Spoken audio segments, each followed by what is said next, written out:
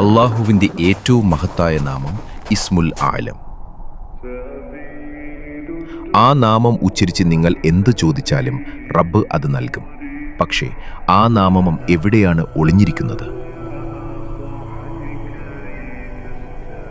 ഖുർആനിലെ സൂറത്തുകൾക്കിടയിലും അർദ്ധരാത്രിയിലെ പ്രാർത്ഥനകളിലും ആ നാമം മന്ത്രിക്കപ്പെടുന്നുണ്ട്.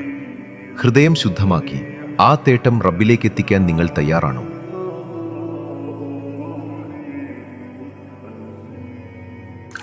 ഹൃദയം തുറക്കൂ, റബ്ബിനെ കണ്ടെത്തൂ. ഇസ്മുൽ ആലം, പ്രാർത്ഥനകൾക്ക് ഉത്തരം കിട്ടാനുള്ള ഉറപ്പായ വഴി.